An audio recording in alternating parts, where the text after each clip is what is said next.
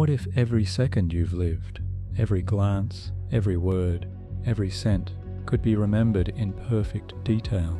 You could relive every mistake, every heartbreak, and every pain you've ever felt with no escape. Tonight here at Neuro Nap Academy, we step into the world of extraordinary memory, where the mind becomes both a flawless archive and an unyielding mirror.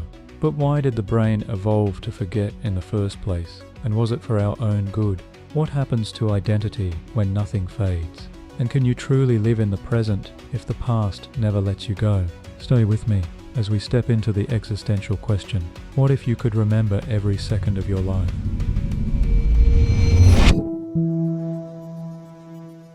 You wake up and know exactly what day it is, not because you checked your phone, but because your memory told you. It told you before your eyes opened.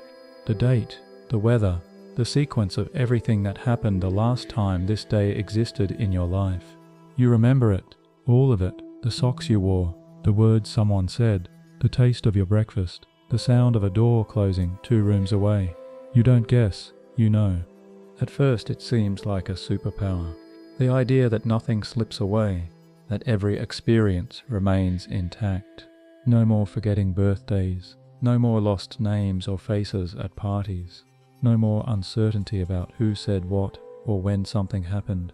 Every detail sits within reach, as if your mind has become a perfect recording device. You remember the moment you heard a joke 5 years ago, the temperature of the air, the expression on the person's face, the way your stomach ached from laughter.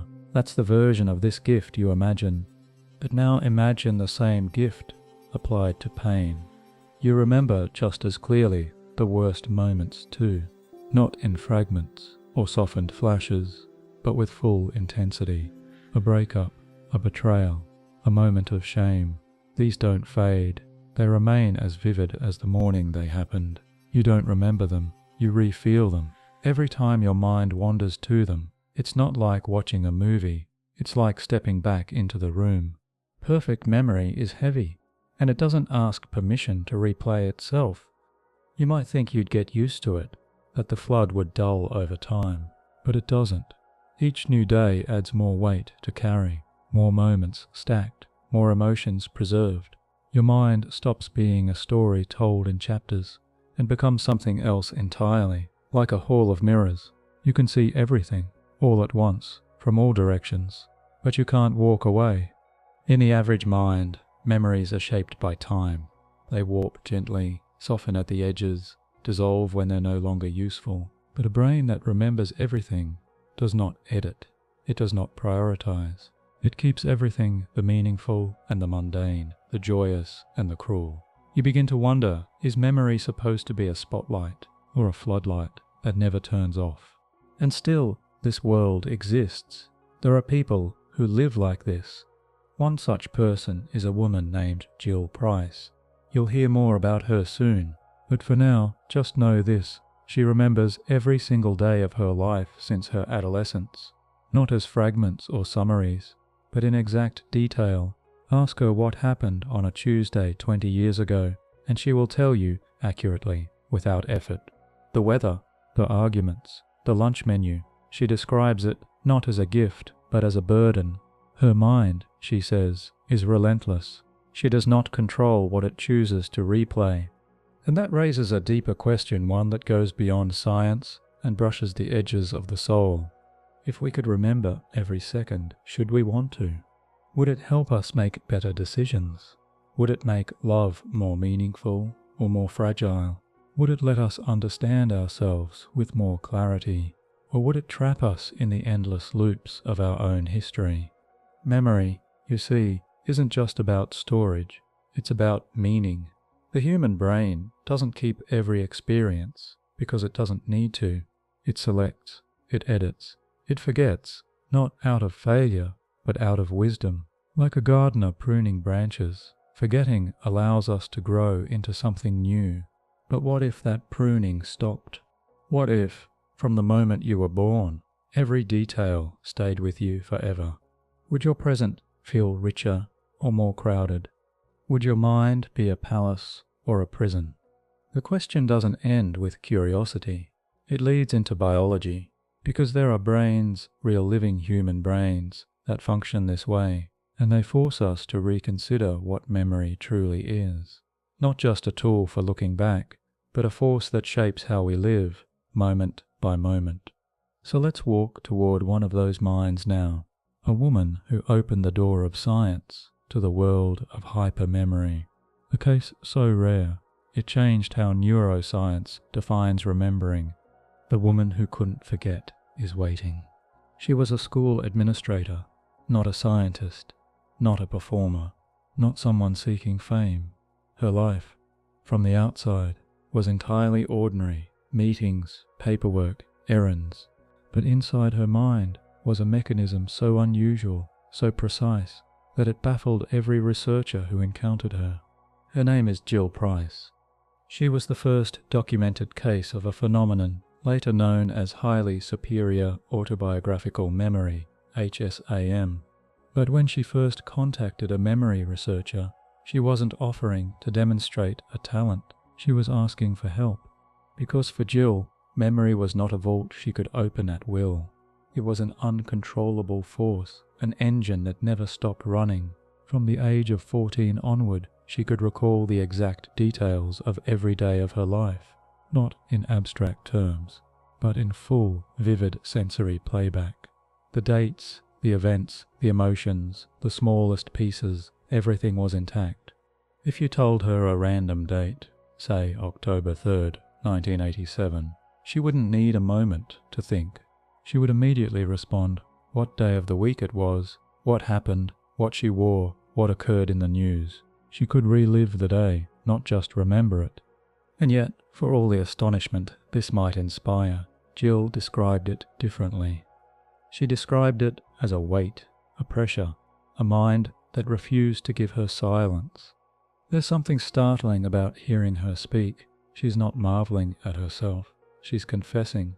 Memory, in her words, wasn't just constant. It was invasive. She couldn't stop the loops. Her brain brought back every slight, every argument, every embarrassment, without warning, and not gently. The memories returned with the sharpness of their original pain. The emotional charge never faded. It was as if no time had passed at all. For most of us, the past is softened by distance. We forget the way someone looked at us when they were angry. We misplace the exact words that hurt us. We heal not only because of time, but because memory fades. But for Jill, no such fade occurred. The past lived beside her, always. Her story was the start of something larger. Neuroscientists, fascinated and puzzled, began to study her brain. What they found was a network of unusual density, a pattern of connections, particularly strong in regions associated with autobiographical memory and obsessive behaviors. Not a photographic memory, not a computer, but something more emotionally driven, more human, and also more fragile. You might wonder, how could a brain do this? How could it preserve decades of life in such detail? Part of the answer lies in the role of structure. Jill's brain showed unique features in the caudate nucleus, a region tied not just to memory, but to repetition, habit, and compulsive thoughts. It seemed her memory wasn't just good, it was looped. Her brain replayed the past as a kind of default state, an emotional habit layered over time. She didn't recall by command, she recalled by rhythm, like music stuck on repeat. This loop had a cost. While her autobiographical memory was extraordinary, her memory in other domains, like rote learning or abstract data, was unremarkable. She couldn't memorize a random string of numbers or perform memory tricks. Her gift wasn't a trick, it was a pattern, deeply tied to identity, emotion, and self. Researchers later found other individuals like her, each with variations. Some could recall days since early childhood, others only from adolescence. But the thread was the same, the inability to forget, not just remembering facts, but reliving lives. And as more cases were found, something else emerged, a common emotional undertone. Many of these individuals described childhoods shaped by anxiety, by control, by a need to organize the inner world. Memory, in these cases, wasn't a superpower. It was a form of armor, a way to keep the self intact. And this shifts the question entirely. Maybe hypermemory isn't about power. Maybe it's about protection. A brain that holds tightly because it's afraid of what happens when it lets go. Jill's memories made her unique, but they also made her lonely. Few people could understand what it meant to carry every version of yourself at once. To walk into a room and see not just this moment, but every moment like it, layered over each other like transparent pages. Imagine trying to live in the present while the past speaks in your ear, always. Now pause. Imagine that was your mind. Imagine you couldn't walk down the street without remembering the last time you walked it, and the time before, and the time someone shouted at you on that same corner, and the time you saw something beautiful. No choice, no filter, just a flood. In this way, Jill's story isn't just fascinating, it's a mirror. It asks us what we really want from memory. Do we want to remember everything, or do we simply want to remember what matters? Because the mind, in its natural state, forgets on purpose. It prunes not out of weakness, but out of kindness. It lets go so that new things can live. But when that process is missing, the self can drown. And so we ask, what would a world without forgetting look like? To answer that, we need to dive deeper, not into memory as a phenomenon, but into the architecture that shapes it, the brain's quiet editing room. Next, we'll step inside that room and watch what happens when the editor never sleeps. Picture a sculptor in a vast, sunlit studio. The air is full of dust, the kind that makes every beam of light visible. Blocks of marble stand in rows, each one a new memory, raw, unshaped, untouched. The sculptor moves slowly, deciding which blocks deserve to be carved into something lasting, and which should be left to crumble back into the stone pile. This sculptor is your brain. Every second of your life produces material. Every sound, smell, and sight enters as a slab of potential memory, but your mind knows it cannot keep them all. So it selects. It works with a chisel of attention and a brush of emotion, deciding what will remain and what will fade. The first step of this shaping happens in the hippocampus, a structure deep inside your brain, curled like a seahorse. It's a gateway, a sorter. Not everything you experience passes through it with equal weight. Something emotional, the hippocampus flags it. Something surprising, it carves a little deeper. Something ordinary and repeated, it may not even get past the doorway. But memory is not just a matter of storage. It is a matter of curation. You don't need to recall what color the bus seats were every day you commuted to school, just as a sculptor doesn't carve every stone that enters the workshop. The mind's goal is efficiency, not perfection. Now, in a brain like Jill Price's, this process seems to change. The sculptor stops choosing. The studio fills with marble, every slab kept, every detail preserved. Nothing is crumbled back into dust. There's no space for new blocks without stacking them high, and without space, without selection, the workshop begins to feel crowded. Neurologists have found that regions like the amygdala, the small, almond-shaped structure tied to emotion, often play a stronger role in people with exceptional autobiographical memory.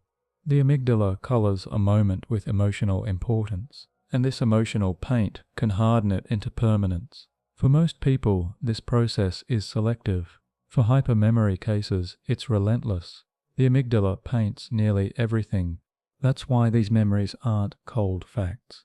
They're lived experiences, replayed with all their original heat. And it's why forgetting is more than just losing data. It's part of the brain's emotional housekeeping. Think of your own life. If you remembered every face in a crowd, every word in a conversation, every angle of every room you've entered, how much room would be left for now? The present would always compete with the past for your attention. The brain, in its natural state, seems to know this. It prunes, edits, and rewrites.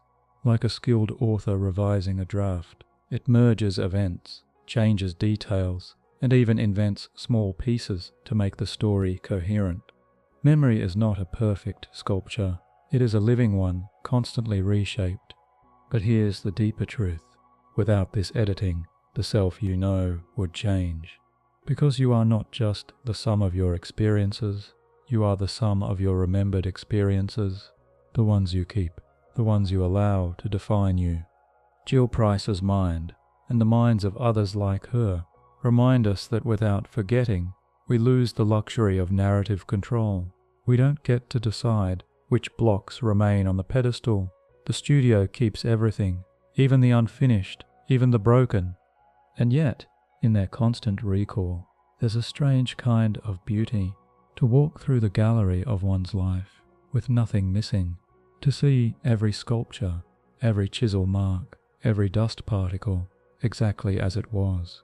For some, that's a dream. For others, a nightmare. The question is, what happens when the editing process, the brain's invisible hand, never takes a break? Next, we'll step away from the sculptures and into the wilderness of evolution itself, to ask why the mind ever learned to forget, and what it costs when that ability is gone. You are walking through a forest in late summer.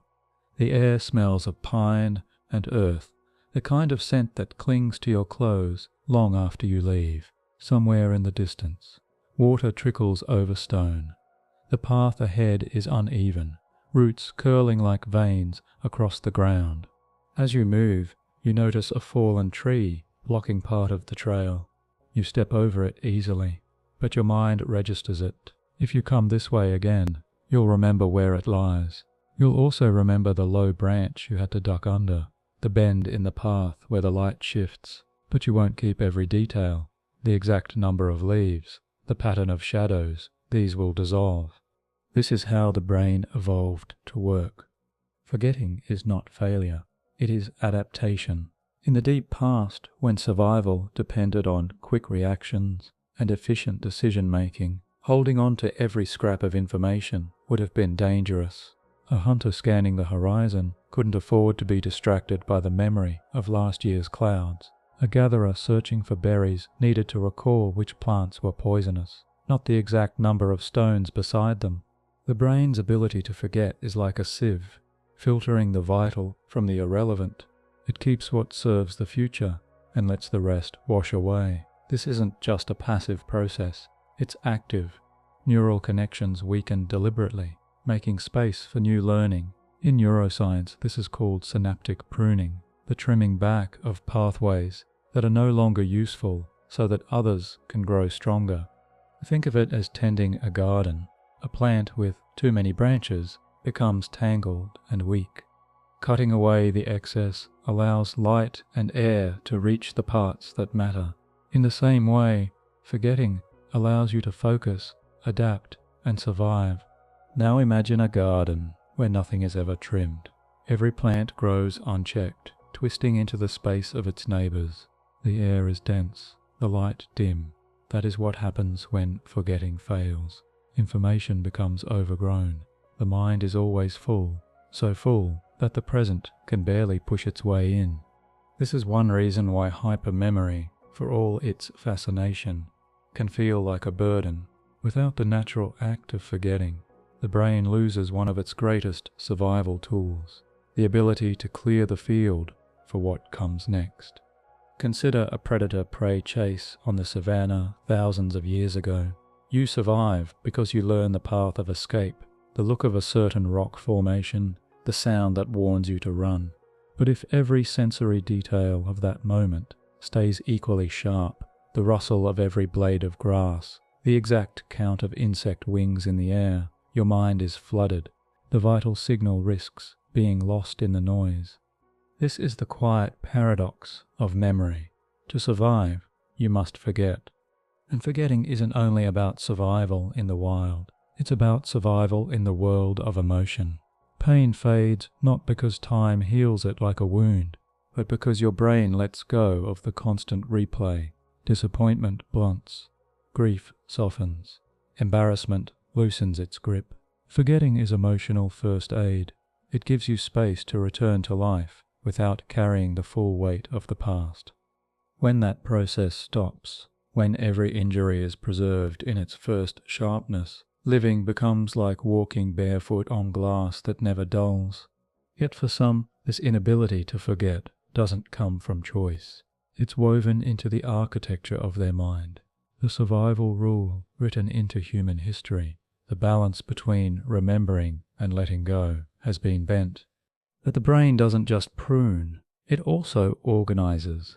It shapes the past into a coherent sequence so we can tell ourselves who we are. Without forgetting, that sequence can become tangled, looping, chaotic. So if forgetting is survival, then what happens when survival isn't the priority? What if the brain decides its job is not to adapt but to preserve everything? To answer that, we need to step inside the lived reality of a person who wakes each day into a mind already crowded with yesterday and the day before, and every day before that. A life where the past is never past. The alarm sounds, not just in the room, but in your mind, because the moment your eyes open, the date flashes in your memory, and with it, the exact replay of every time this date has appeared in your life. You remember the first time you woke on this day, years ago. You remember what you wore. You remember who called you, what they said, the tone of their voice. You remember the weather, not vaguely, but precisely, the weight of the air, the scent of wet asphalt, the way sunlight spilled over your desk. You sit up, and your mind starts its quiet performance. Every object in the room pulls a thread into the past. The blanket, the same brand you had during that week when you stayed home sick in 2014.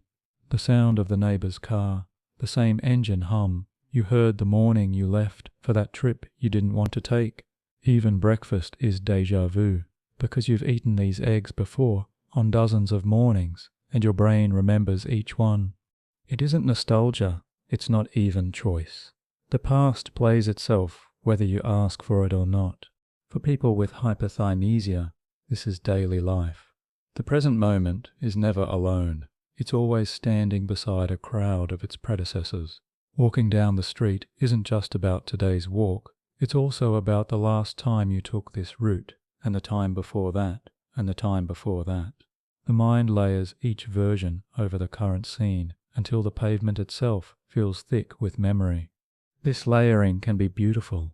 A flower in bloom might summon the memory of a conversation that changed you. A song drifting from a shop door might bring back the moment you first heard it, how young you were, who you were with, what you hoped for then. There's a richness in these connections, a depth to ordinary moments. But beauty doesn't travel alone, because if a flower can bring back joy, it can also bring back grief. That same shop door might call up the day someone said goodbye. That same song might pull you into the raw ache of a loss that happened decades ago. And unlike ordinary memory, these moments aren't softened by time. They feel as if they're happening again. Imagine trying to focus on a conversation while also feeling the argument you had in this cafe 3 years earlier. Imagine walking into a friend's house and being overwhelmed by the echo of a difficult night spent there long ago. In hypermemory, these echoes don't fade, they stand beside you, equal in strength to what's happening now. This is why some describe it not as remembering, but as reliving. And when the past and present exist side by side, the day never truly ends, it's stitched to all the days before it. Researchers studying people with this condition often notice something striking. These individuals are rarely wrong about the details of their past. The recall is exact, down to the day of the week and what they were wearing. But accuracy comes at a cost. The mind is so busy with what has already happened that it can become harder to imagine what hasn't happened yet. Creativity, future planning, even daydreaming can feel muted under the constant weight of what's already stored. This constant recall changes relationships too. In arguments, every past disagreement, is available in high definition, ready to be replayed. In romance, every affectionate moment is remembered, but so is every wound. In friendships, every shared joke is kept alive, but so is every unkind word. There's no clean slate when your mind refuses to erase anything. And yet, there's an undeniable fascination to this state, the idea of carrying your entire life with you. Every face, every word, every small kindness is something many people dream of. It feels like immortality in miniature. Nothing is lost. But living in such a mind teaches a truth that the rest of us rarely confront. Memory is not meant to be a constant companion. It's meant to be a guide, a teacher, a shadow that lengthens and shortens with the sun. Without that rhythm, life becomes a long day with no sunset. So if the mind's natural editor has fallen silent, if the pruning shears have been put away, what is left? A library, endless shelves, no doors to close. And in the next step of our journey, we'll step inside that library and see what happens when there's nowhere to put the past away. Picture a library that never closes. Its corridors stretch endlessly in every direction, lit by soft lamps that never dim. Every shelf is full. Every book is a day of your life. Not summaries, not chapters, full volumes. The way your fingers curled around a cup in November. The way the sun moved across your bedroom wall in March. The cadence of a stranger's voice on a quiet Tuesday afternoon. This is your memory, if it never forgets. In a mind like this, the past is not stored away. It's accessible, always. Every door is open. You don't need to look for memories. They walk to you. They arrive in waves, summoned by a word, a smell, a date, or nothing at all. And when they come, they don't whisper. They speak in full voice. You might think this would feel organized, like a well-kept archive, but it doesn't, because real human life isn't sorted by subject or theme. It doesn't follow a perfect timeline. Instead, it's emotional, tangled, bursting with associations. So instead of walking calmly down the aisles, your mind is swept along, drawn from one moment to another, pulled by invisible threads. A song leads to a birthday, a scent leads to a hospital room, a hallway leads to the first time you kissed someone, and then to the last. There is no librarian to pause the flood. In typical brains, memory is guided by suppression, as much as it is by recall. When you focus on a task, your mind suppresses unrelated memories so you can function. But in a brain without suppression, like that of someone with highly superior autobiographical memory, this gatekeeping weakens. The past intrudes. The librarian doesn't say not now. Imagine trying to concentrate at work while simultaneously re-experiencing the argument you had 5 years ago in that same outfit. Imagine eating dinner while watching, in perfect detail, the time your friend called and cried over the phone. These aren't thoughts. They are scenes. Lived again. The brain's natural systems for handling this, like the prefrontal cortex, work hard to regulate attention and emotional interference. But in some hypermemory cases, those systems operate differently. They don't silence the archive. They walk through it constantly, touching the books, opening pages, getting lost. And it raises a difficult question. How do you live fully in the present, when every past moment is equally alive? The truth is, you begin to drift. Not because you want to, but because your brain has no door, no place to set the past down and walk away. Every conversation has a ghost. Every room has a reflection. Even solitude is shared with every former version of yourself. Some who live like this describe it as overwhelming. Others describe it as sacred. But nearly all agree it's isolating, because you can't explain it easily. When someone says, "Remember that time we went to the beach?" you don't just recall it, you enter it. And when they forget the details, what you wore, what you ate, what music was playing, you feel alone. Because to you, it isn't memory, it's presence. And the world around you does not live this way. It forgets. It moves on. That mismatch creates distance. The hyper-remembering mind becomes an island rich, fascinating, intricate, but separate. Even joy can feel delayed, because while the moment is happening, your mind is already comparing it to 1,000 similar ones. You're not just laughing, you're remembering all the other times you laughed like this, and suddenly the present becomes thin, like a reflection on glass. And yet, despite the weight, there is still something luminous here, a kind of quiet reverence for detail, a life where no kindness is ever lost, no glance unnoticed, no moment wasted. There's beauty in that. But to live inside this kind of memory requires a different rhythm. You don't pace your life by plans. You pace it by echoes. You measure days not by goals, but by the resonance of past days that feel like them. You are always walking through the archive. And sometimes it's not just the memory that returns. Sometimes what returns is the feeling. Next we'll look at how emotion weaves itself into memory, why it becomes the glue that holds the past together, and why in a mind that never forgets, emotion never really ends.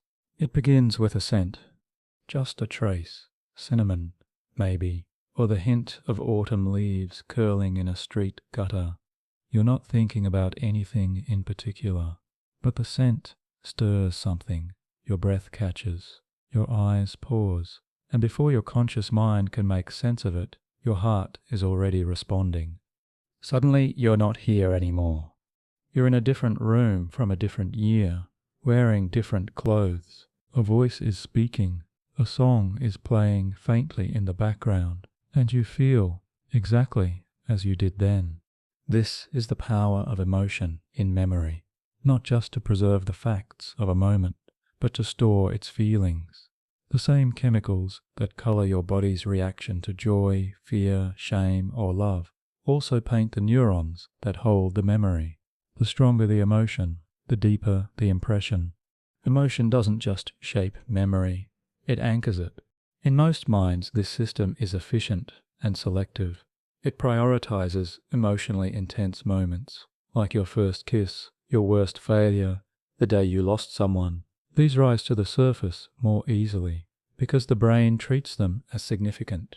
In evolutionary terms, they are lessons. Remember this, it mattered. But in a brain wired for hypermemory, this emotional prioritization becomes near universal. Almost everything is encoded with feeling. Even mundane experiences become sticky, and if every memory is coded in emotion, none can be safely left behind. This is where the loop begins. Emotion makes memory stronger, and when a memory returns, it reignites the emotion. That renewed feeling re-strengthens the memory, which then returns again more vividly, and so the cycle continues. In most minds, time weakens this loop, but in hypermemory, the loop stays intact and active. Imagine your brain as a vinyl record player. Most memories are played once and placed back in the sleeve, but emotional memories, in this case, are records left spinning forever caught in a groove. The music doesn't fade, it repeats. This is why Jill Price once described her mind as like a split-screen movie playing in her head. The present on one side, the past on the other, both equally vivid, both equally emotional. And it's not just visual, the body responds too. When you remember something painful with that much precision, your nervous system reacts almost identically to how it did during the original event. The chest tightens, the skin warms, the heart rate shifts. Your body doesn't always know the difference between past and present when emotion is this strong. This means that for people with hypermemory, remembering isn't passive, it's experiential. Every recalled moment can bring a physical echo, a sensation, a mood, a tension in the muscles. And when these emotional echoes stack across time, they can become difficult to distinguish from new emotions. You may think you're sad because of today, but it might be yesterday's sadness, relived as if fresh, or last year's, or a dozen other days, identical in tone, pressing in. So what does the brain do when it's caught in this loop. It adapts, but not always in ways that help. Some begin to avoid triggers, places, people, songs, not because they want to forget, but because they know the cost of remembering. Others build routines, seeking stability in a life where the past is always waiting around corners. And some try to intellectualize the emotion, naming it, labeling it, hoping that language will give them distance. But emotion, as the brain knows, often speaks louder than words. Still, the loop is not all burden. When you remember love, you feel it again, not just the story of it, the warmth of it. When you remember kindness, it strengthens your belief in goodness. Some with hypermemory describe this as a quiet grace, the ability to carry all the beauty of their lives with them, constantly, a permanent undercurrent of meaning.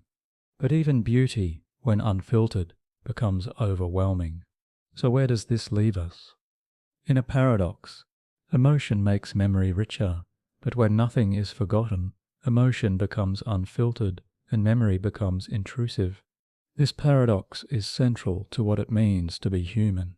We want to remember what moved us, what mattered, but we also want peace. We want the ability to step out of the storm and into quiet, and emotion, for all its power, can be the very thing that keeps memory alive longer than we need. Now imagine, just for a moment, that you lived like this, not once, but always. How would that affect your sense of now? How would it shape your idea of time itself? To understand that, we must leave the library of memory and enter something more abstract, the timeline you think you live on. Next, we unravel how perfect memory turns time from a straight line into a spiral. You're standing at a window, it's raining, but you don't just see the drops gathering on the glass. You remember the last time it rained exactly like this, the smell, the weight of the clouds, the shape your thoughts took that afternoon, and the time before that too, and the time it rained, and you stood by this very same window, wearing a different sweater, listening to a different song, waiting for someone who never came. You are here, but also there. This is what it means to live inside your past. In a typical brain, memory is filtered through time's softening lens. The past recedes like fading footprints on a beach. But when you remember everything, the footprints don't fade. They layer, they stack, they remain visible year after year, and the present becomes something else entirely, a canvas already covered in brushstrokes from every day before. Your sense of self becomes fragmented, because who are you when every former version of you lives right beside you? The person you were at 10, at 16, at 22, they're not buried under years. They're alive, vivid, speaking, offering commentary. You don't just remember what you used to think, you feel how you thought it. The logic of your younger self, its mistakes and hopes and fears, is present, not as a ghost, but as a roommate. And so time bends. It no longer feels like a line stretching from then to now. It becomes a spiral, tight, coiled, ever returning. The calendar moves forward, but your mind loops. It revisits the same emotional moments again and again, not by choice, but by rhythm. Like the swing of a pendulum, memory returns you to the same dates, the same feelings, the same unresolved corners of your life, birthdays, anniversaries, silences. They come around not only in time, but in presence. For people with hypermemory, this can make certain days emotionally charged before they even begin. They wake knowing exactly what happened on this date years ago. Sometimes the weight of it shapes their mood before the morning coffee is poured. But the spiral isn't only emotional, it alters perception itself. When memory is this precise, the brain begins to overlay past and present automatically. You walk into a cafe, and you don't just notice the decor, you notice what's changed, the color of the wall, the way the chairs are arranged, the music that plays. Every detail is scanned against past versions of the same space.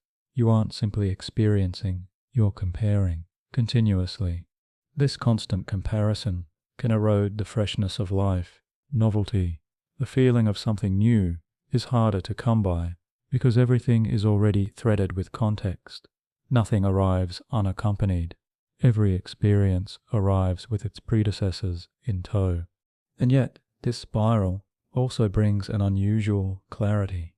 You see patterns that others miss, the repetition of your choices, the shape of your reactions, the slow evolution of relationships, the long, winding trajectory of your personal growth. You carry not just isolated memories, but a mosaic, and in that mosaic, meaning emerges.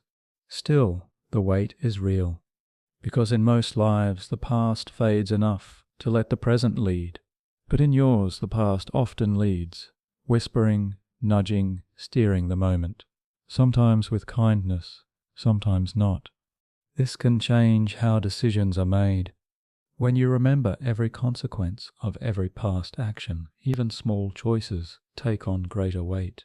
You remember not just the outcome, but how you felt about it, how long you carried that regret, how others responded. It's not hypothetical, it's relived. So decision-making becomes more cautious, slower, more emotionally charged. You begin to second-guess, not because you're indecisive, but because your memory is too thorough. The stakes always feel high, and in this way, living inside your past becomes not just a cognitive experience, but a psychological one. A life of reflection can deepen wisdom, yes, but it can also delay spontaneity. It can make you a student of your own history, endlessly reviewing notes before taking action. The question becomes, how do you stay present in a life where the past is always louder? Some find refuge in routines. Others seek mindfulness, moments of sensory grounding, like the feel of warm water or the sound of wind through trees. These small anchors can help pull attention back into now, but the pull of the spiral is constant. It never truly loosens. Still, even here, there's space for beauty. To live inside your past is also to carry an archive of love, the warmth of old friendships, the certainty of moments that mattered, 1,000 acts of kindness that never fade. For some, this becomes a form of gratitude, an ongoing awareness that life has been full. But the spiral does not stop spinning, and when the memories are less kind, when they involve betrayal, grief, or shame, they return with equal strength. And so the past becomes not just a home, but a mirror, sometimes one you don't want to face. In the next step, we'll look at the system that normally helps us edit that mirror, the invisible editor of memory, the part of your mind that decides which moments deserve to stay and which to let dissolve. And what happens when that editor falls silent? Close your eyes and try to remember a conversation you had 10 years ago. Not just the topic, but the exact words, the tone of each sentence, the pauses, the position of your hands, the background noise, the color of the room.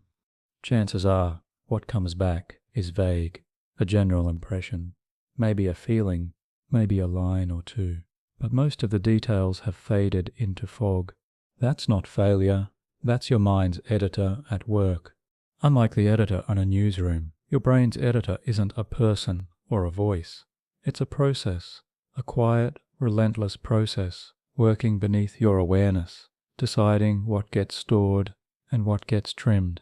Not everything deserves space. Not everything is true to the story you need to tell yourself in order to live well. This editing is essential. Without it, you'd carry the full weight of every passing moment. And the brain, despite its power, is not built for that kind of load. So it trims, softly, quietly. It doesn't erase all at once.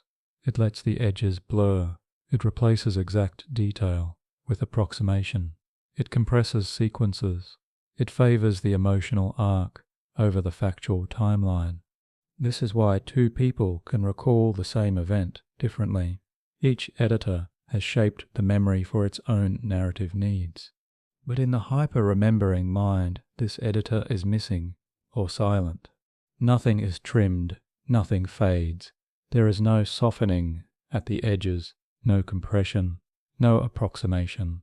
The memory stands whole, unedited. It doesn't fit into the evolving story of the self. It insists on its original form. The impact is profound. Without the editor, the mind can't prioritize. The pain of a harsh word said in middle school sits beside the grief of a profound loss. The joy of a surprise birthday is as present as the confusion of a random Wednesday morning. The emotional relevance doesn't fade with time. It all stays active, immediate. And this makes growth harder, because human growth depends on distance, on reinterpretation, on the ability to see a past mistake as a lesson rather than a wound. The editor allows for this. It slowly changes how the memory is stored, not just what happened, but how it felt. It blunts the sharpness. It rewrites the conclusion. Without it, the past doesn't evolve. It repeats. This is why trauma can be so deeply rooted in hypermemory cases. The normal editing processes that allow most people to process and contextualize painful events are weakened. The brain doesn't just recall the trauma, it relives it. The emotional imprint stays raw. And it's not only trauma. Even positive experiences lose their arc, because the editor also helps us build meaning. It connects dots. It fills gaps. It allows us to simplify complexity into a story we can carry forward. In its absence, the story becomes overwhelming, a maze with no center. Science has traced this editing to regions like the prefrontal cortex, which help suppress irrelevant memories and reshape emotional ones. It interacts closely with the hippocampus and amygdala, creating a dynamic balance between storage and suppression. In hypermemory, this balance tips, either through structural difference or functional intensity, and the editing slows or stops. But here's the paradox. Even when the editor is quiet, meaning still seeks form. Some with hypermemory become obsessive diarists. They document everything, dates, meals, conversations, as a way to externalize the archive. Others develop systems to categorize memory, creating personal timelines or mental maps. It's a way to impose order, to create a kind of editor outside the mind. Still, the editing of emotion that cannot be outsourced, and so the memories remain emotionally alive, ready to be felt again, sometimes triggered by the smallest cue, the smell of a jacket, the slant of evening light, a certain inflection in someone's voice. You can't predict when they'll surface. You can only feel the shift when they do. This unpredictability can affect relationships, routines, even identity. Because when your memories don't evolve, yourself doesn't either. Not in the usual way. You're not simply the person you've become. You're also every person you've been, with their unedited hopes and mistakes still pulsing inside you. You walk through the world not as one timeline, but as many, simultaneous and unresolved. And yet, this condition exposes something vital. It reveals just how much we rely on forgetting, how much we depend on the quiet trimming of memory to feel free, to begin again, to let today be just today. Without that, every day carries the full weight of all that came before. But there's another layer we haven't touched yet. What happens to the creative mind in this condition? When everything is stored, is there any room left to imagine? Next, we'll drift into the space between memory and dreaming and discover what becomes of creativity when nothing is ever forgotten. Close your eyes and try to picture a landscape you've never seen before. A city that doesn't exist, a person who's not real, a color that has no name. In most minds, this is where imagination begins, where memory softens just enough to become clay, something flexible, ready to be shaped into dreams. We blend past and present, real and imagined, fact and wish. Creativity lives in this blur. But what happens when memory hardens instead of softens, when every detail is sharp, catalogued and unchanged? In a mind that never forgets, dreaming becomes something else. You see, the architecture of creativity depends not just on what you know, but on how easily you can distort it. To imagine a dragon, you must combine parts of things you've seen before: wings from a bat, scales from a fish, fire from a candle, the roar of a waterfall. None of it is new on its own. What's new is the fusion. But if memory resists fusion, if every remembered piece insists on staying true to its original form, then invention slows. Your dragon can't take shape. The bat's wings won't stretch. The candle insists on being a candle. This is the quiet constraint of perfect memory. It narrows the space for imaginative drift. People with hyperthymesia often describe their dreams as unusually detailed, but also unusually literal. Rather than surreal mashups, their dreams replay real events, sometimes with uncanny accuracy.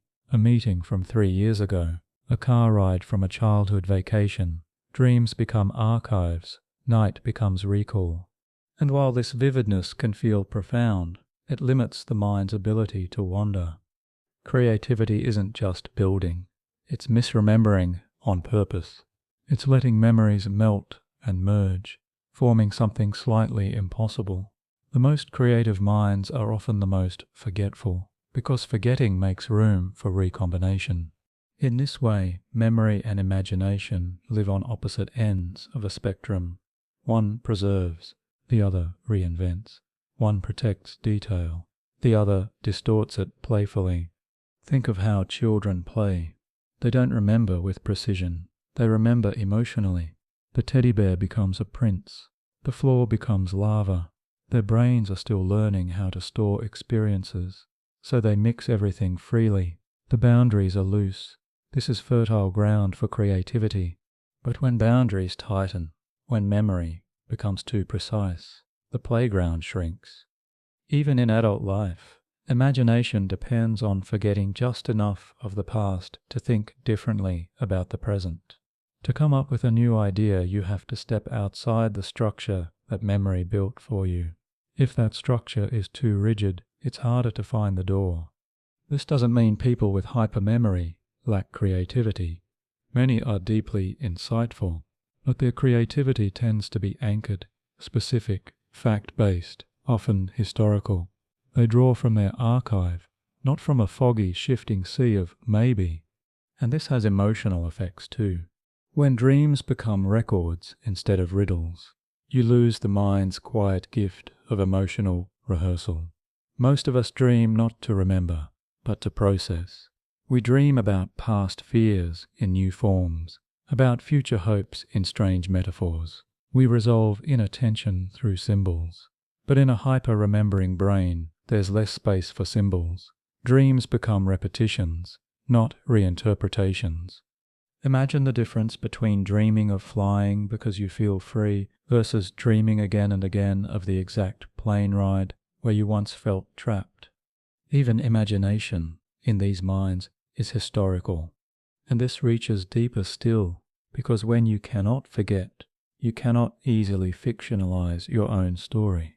Most people revise their past gently over time. They change how they tell it. They soften a harsh moment, elevate a kind one. But if you remember the exact truth, down to the temperature in the room, it becomes harder to reshape that truth into a narrative you can live with. You are stuck with the raw footage, no room for edits. And so identity becomes fixed too. Not in the sense of pride, but in the sense of rigidity. You are who you were, always. No reimagination, no reinvention. This is the cost of living without narrative flexibility. But it also reveals something valuable, the importance of forgetting as a creative act. Forgetting isn't erasure, it's openness. It's the breath between thoughts that lets a new one form. And when that breath is missing, even the future begins to feel like memory, pre-written, predetermined, full of known outcomes. So how does a mind like this experience time itself? When the past is perfectly stored, and imagination has little space, does time still move forward, or does it begin to bend? Next we'll enter that strange terrain, where time no longer feels linear, where memory creates a spiral so tight the present becomes a circle. Most people think of time like a path, a road that stretches from yesterday to today to tomorrow. One direction, one pace. The past fades behind you, the future waits ahead, and the present is the small strip of ground beneath your feet. But if you carry every moment of your life with you, unchanged, vivid, immediate, this road begins to curve. It loops, it tightens, and eventually it spirals. In a mind that remembers everything, time doesn't feel like distance, it feels like density. Each passing day adds a new ring around the spiral, wrapping tightly around the core. The farther you walk, the closer you remain to where you've already been. You move forward, but you're always brushing the edges of past selves. This isn't poetic, it's neurological. In people with highly superior autobiographical memory, time perception often shifts in a measurable way. The past is experienced not as something that was, but as something that is. When a memory surfaces, it does so with the same emotional and sensory tone as when it was formed. There's no fuzziness, no fade, just return. And return changes everything, because you aren't just recalling the day your friend left. You're re-feeling it 20 years later with the same gravity, the same weather, the same skin-deep ache. This collapses the distance most people rely on to process life. For most of us, the past gets farther as we grow. Our emotions thin like watercolor. We gain perspective. The spiral lets us turn our gaze outward. But in hypermemory, time folds. The past doesn't move away. It curls closer. You feel like you're living on multiple layers at once. Today is not just today. It is every August 13th you've ever known. The echoes are sharp. The air holds multiple meanings. The moment is crowded. Even your thoughts become layered. You're not just reacting to the present. You're responding to dozens of similar moments stacked beneath it. This has profound implications. For decision-making, the spiral creates an ever-present database of reference points. When you're choosing what to do, your mind automatically consults every previous similar choice, its outcomes, and the emotions attached. The decision doesn't feel light. It feels weighted. The past leans on it. In relationships, the spiral shapes intimacy. Every gesture from a loved one is connected to a history of gestures just like it. A look is never just a look. It's the mirror of 10 previous looks, each with its own story. This can deepen connection, but it can also burden it, because when the past is this immediate, it becomes harder to let go. Apologies linger, resentments stay vivid. You know exactly how it felt the last time they did this, and the time before. Time as a spiral also impacts grief. For most people, grief softens. The days pass, the shape of the loss changes, but in hypermemory, the spiral ensures you never truly leave the day of the loss. Every anniversary reactivates it.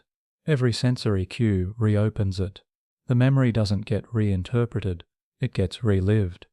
And yet, there's a strange kind of stability here, too. Because when the past is always close, you never feel entirely lost. You always know who you were. You never forget where you came from. For some, this provides an anchor, a continuity that most people spend their lives searching for. But for others, the spiral becomes suffocating. There is no horizon, no vanishing point where the past dissolves into potential. Everything is already defined, already experienced, already recorded. Imagination shrinks. Spontaneity struggles. Hope becomes historical. You might still dream of a better future, but the dream is built from old pieces. It's the mosaic of past days rearranged. Nothing feels entirely new. And when you look forward, you feel the spiral tightening again. You anticipate future anniversaries of today. You imagine how you'll remember this exact moment, years from now. You already know what kind of memory it will become. This anticipatory remembering is a hallmark of hypermemory. You don't just live the present, you pre-store it. You observe yourself as you are, knowing exactly how you'll feel about it later. It creates a second layer of consciousness, a mirror held up even as life unfolds. And yet, this mirror doesn't reflect what's ahead, only what's been. So how do you navigate life when time is no longer linear? Some retreat into structure, others seek mindfulness, a few embrace the spiral, treating it like a diary that never needs to be written. But all are shaped by this looping rhythm.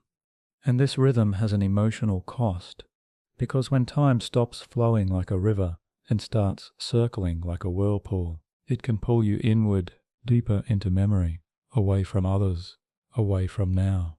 And in that inwardness, something else emerges, loneliness.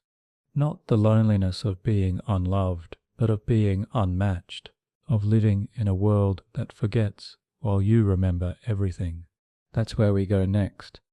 The quiet isolation of a mind that never lets go.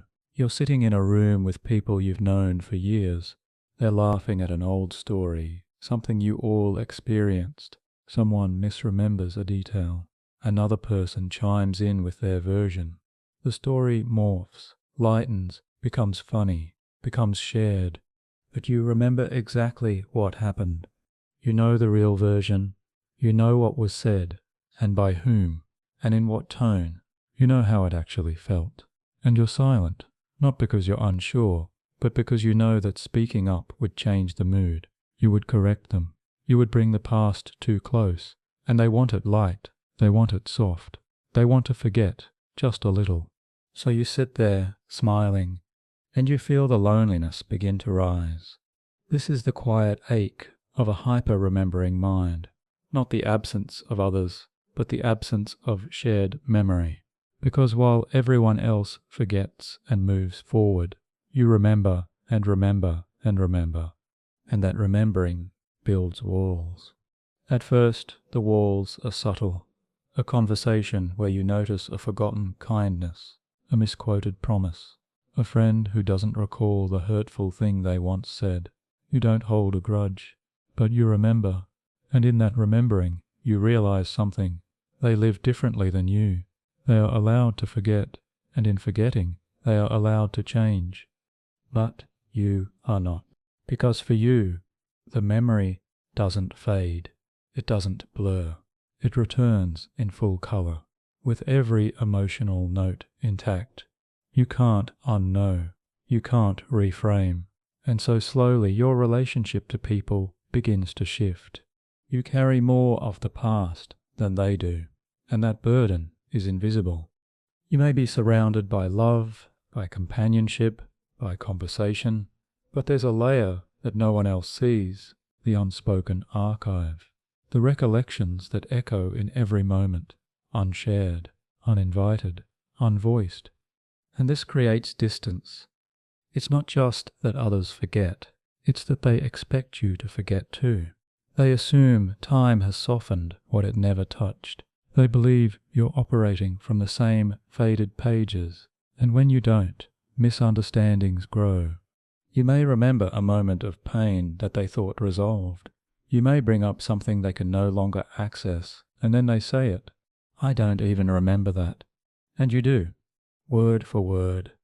That sentence, more than any other, defines the loneliness of hypermemory.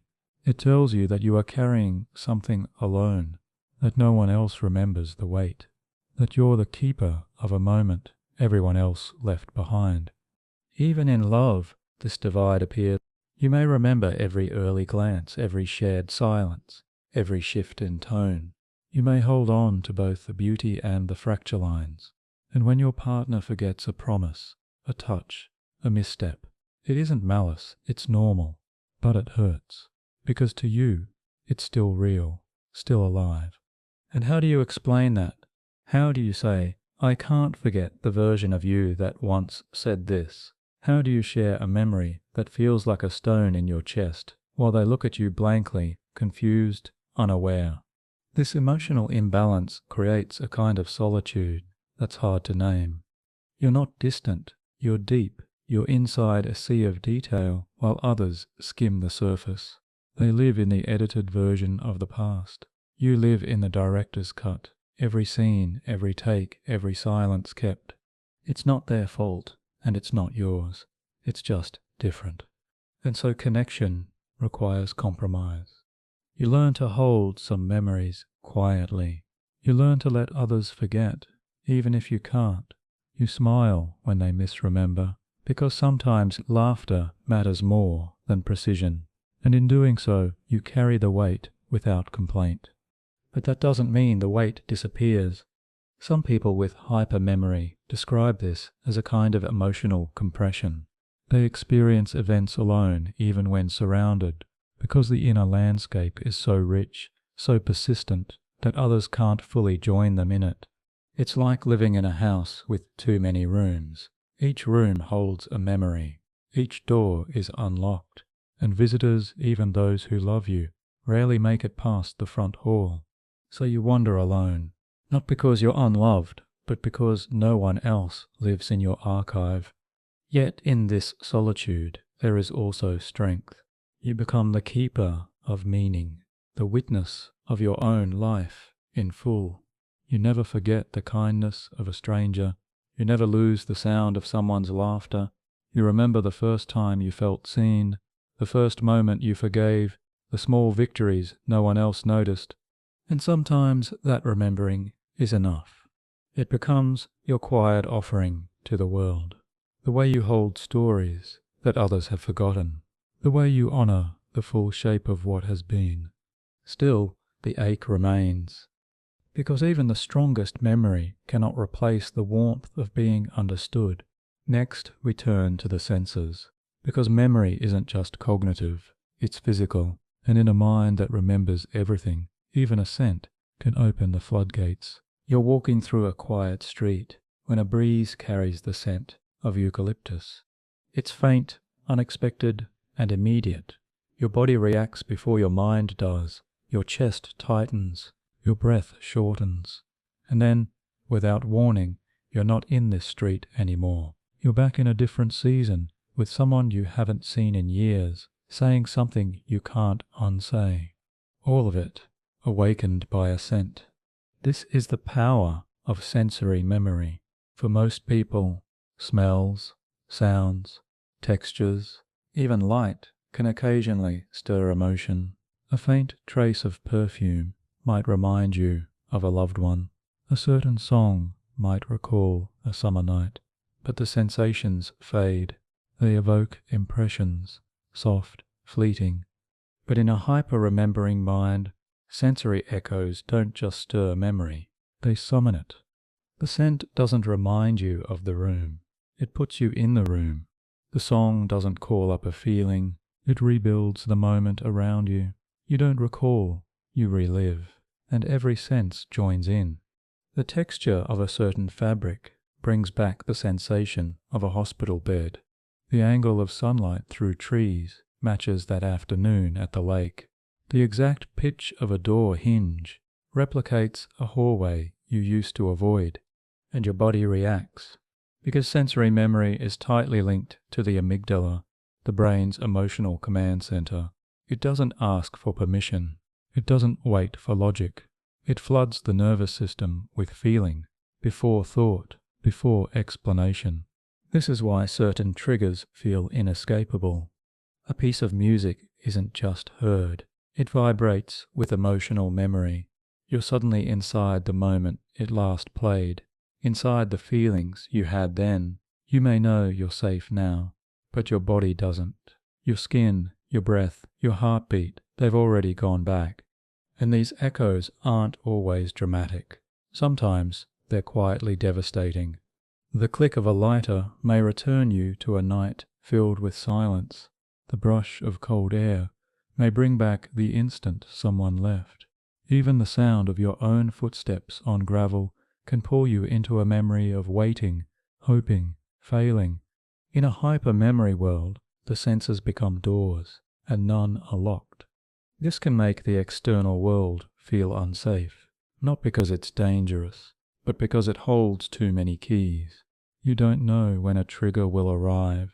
You don't know which sound or scent will take you back. You don't know how long the return will last. It creates a kind of tension, a quiet vigilance. You learn to avoid certain spaces, certain songs, certain smells, not because they're bad, but because they're too effective. You've learned that a single note can undo a day of calm. And yet, there's a strange beauty here too, because just as a scent can bring sorrow, it can also bring warmth. The smell of old books might return you to your grandfather's study, his voice, the softness of the lamplight, the way he paused before speaking. A certain kind of rain might bring back the feeling of safety in childhood, a roof above, a blanket wrapped, a voice reading aloud. In these moments, you're not remembering love, you're feeling it again. Your body becomes a vessel for connection across time. And that's the secret power of sensory echoes. They transcend language. They don't require articulation. They are experience. They remind you that memory isn't stored in thought alone. It lives in sensation. But when these sensations come constantly, without filter, without choice, they shape your world. You might stop going to certain places, not out of fear, but out of exhaustion. You might build routines, not for efficiency, but for control, because unpredictability is risk, not physical risk, but emotional flooding, a smell that brings too much, a sound that won't stop echoing. And over time your senses themselves begin to feel like unreliable narrators. You start to question, is this moment now, or is it layered over a dozen past moments that feel just as real? In this way, hypermemory doesn't just affect how you recall, it affects how you perceive. You're not just seeing a tree, you're seeing every version of this tree in every season, with every person who ever stood beside it. The present becomes crowded, saturated. And this saturation alters your sense of presence.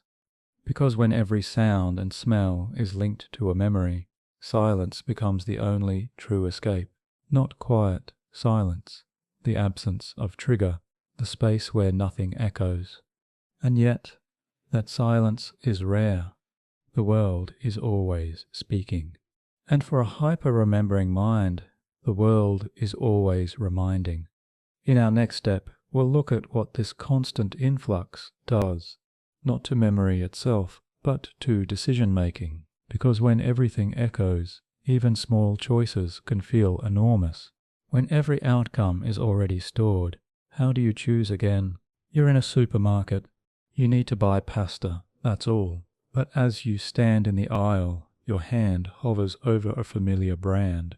You hesitate, not because it's unavailable or too expensive or unfamiliar, but because your mind has already begun replaying the last time you bought it, the conversation you had while cooking it, the argument that followed, the exact taste, that night when everything felt wrong. And suddenly, choosing pasta doesn't feel small anymore. This is what happens when every choice is linked to memory. For most people, decisions flow through a mix of habit, preference, and logic. The brain selects based on context and perceived outcome. But for someone who remembers everything, every decision carries the weight of precedent. Every option has a history. Every act has a memory attached. You don't just choose, you recall while choosing. You remember the last time you chose red over blue, the outcome, the emotion, the feedback. You recall how long it stayed with you, and so the present decision becomes emotionally charged, not because the stakes are high, but because your brain has already calculated all the echoes. This can lead to decision fatigue. Even seemingly minor choices become layered. A route to take, a chair to sit in, a shirt to wear. Each is tethered to past experiences, some pleasant, some not, and the brain replays those moments automatically, drawing comparisons, weighing risk. Your mind becomes a courtroom, every decision a retrial. And the judge isn't just assessing facts, the judge is emotional memory. In this court, hesitation grows.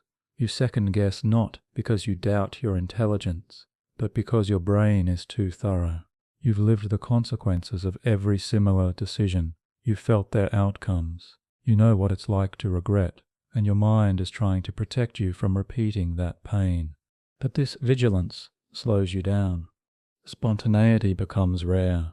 Impulse is filtered through memory. The joy of unplanned moments dulls beneath the burden of overthinking. And others don't see this.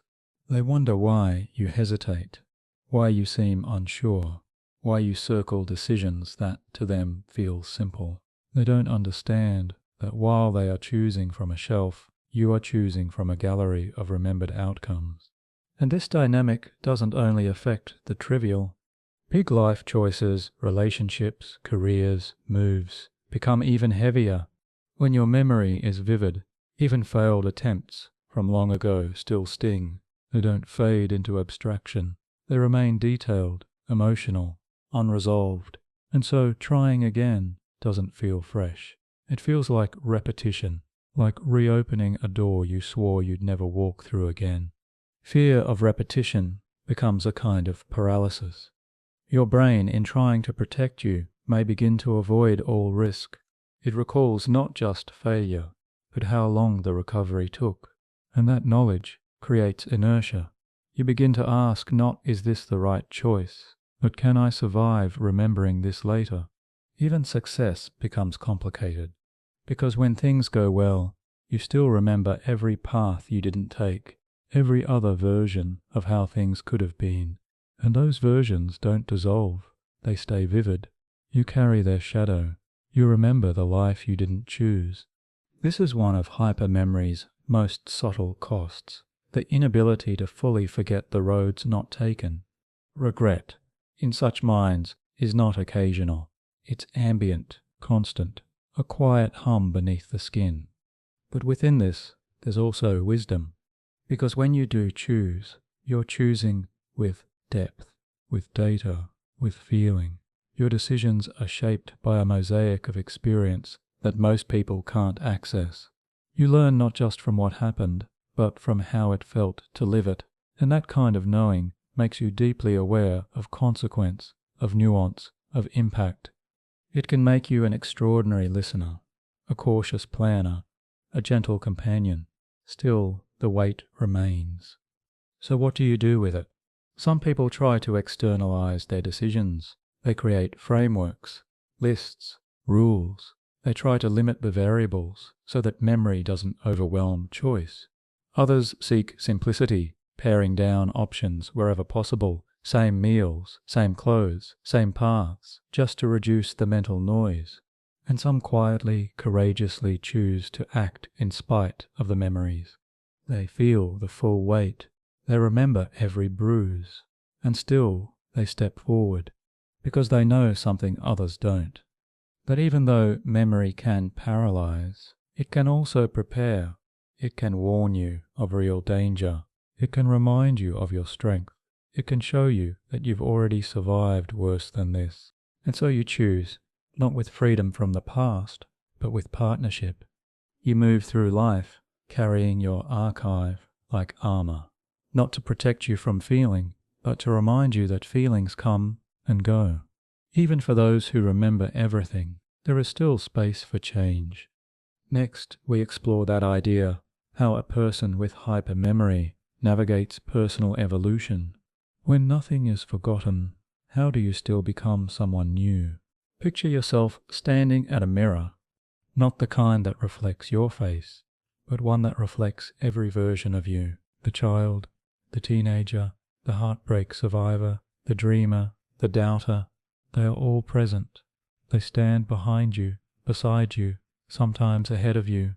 You see them not in vague outlines, but in precise detail. The shirts they wore, the thoughts they had, the moment their hearts shifted. This is what identity looks like in a mind that remembers everything. Most people change gradually. The past recedes. Old beliefs soften. Mistakes are filed away. Their emotional sharpness blunted by time. You become someone new by leaving certain parts of yourself behind. But what if you couldn't leave anything behind? In a hyper-remembering mind, every past version of you is still alive, not just as an idea, but as an experience. You don't just recall your former self, you re-inhabit them, their thoughts, their feelings, their choices. They're not who you were, they're still here, still felt. And this complicates change, because transformation requires forgetting. It requires letting go of who you once were, so you can become someone different. But if every self is vivid, if every mistake, every success, every opinion is preserved, then change becomes layered, not linear. You don't evolve like a snake shedding its skin. You evolve like a tree, adding rings. Each version remains within you, and yet even trees bend toward the sun. So how does personal growth happen when the past is ever present? The first truth is this: it happens more slowly. The hyper-remembering mind resists change not out of stubbornness, but because it can always summon the counter-argument, always recall the last time change hurt, always compare. It takes longer to convince yourself that a new version of you is safe. Even self-forgiveness becomes a longer journey. You don't just remember that you made a mistake, you remember how it felt to make it. The guilt is not abstract, it returns in full. So forgiving yourself doesn't mean forgetting. It means learning to hold the memory without letting it define you. That is the deeper task, not replacing old selves, but integrating them. Growth then becomes a form of negotiation. You don't silence the younger version of you who believed something naive or harmful. You listen to them. You understand what they needed, what they didn't know. You let them speak, and then you place your hand gently on their shoulder and say, "We've learned more since then." This is the art of evolution, with memory intact. It's not about denial. It's about dialogue between who you were and who you're becoming. And sometimes this process brings surprising clarity. Because when you can remember your emotional states with precision, you begin to track your internal weather over time. You begin to see patterns, moments of courage repeating, values resurfacing, instincts growing wiser.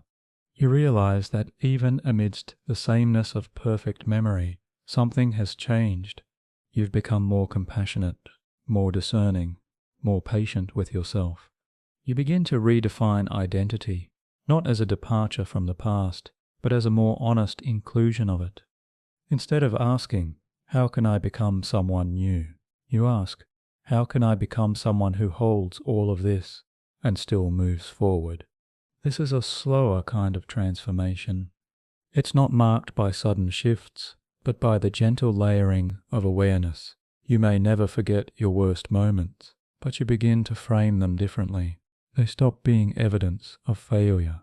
They become ingredients of resilience. And through this, a new kind of confidence emerges.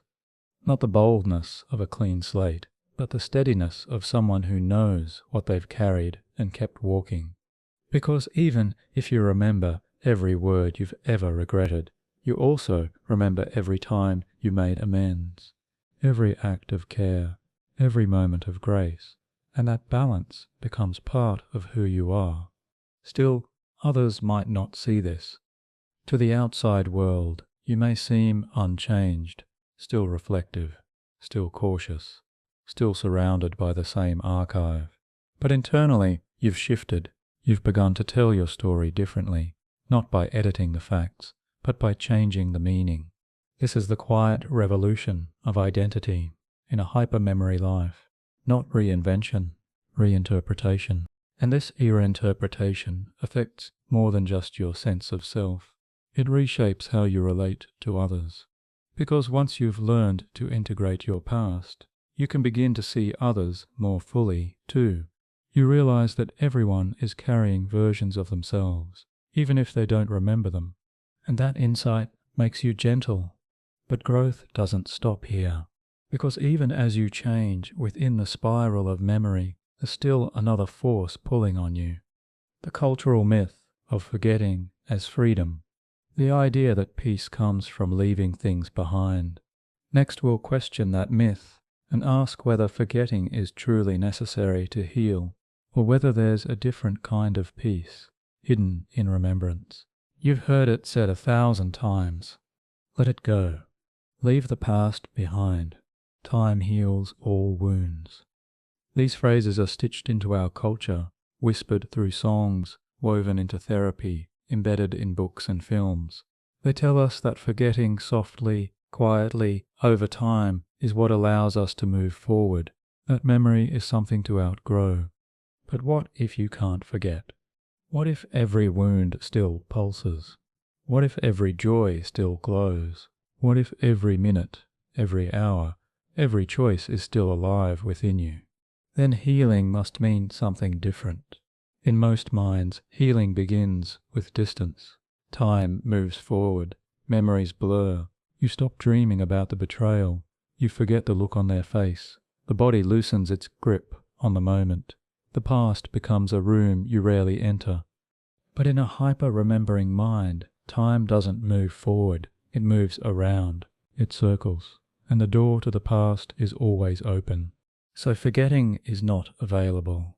And yet, healing is still possible. It begins with a shift, not in what you remember, but in how you remember.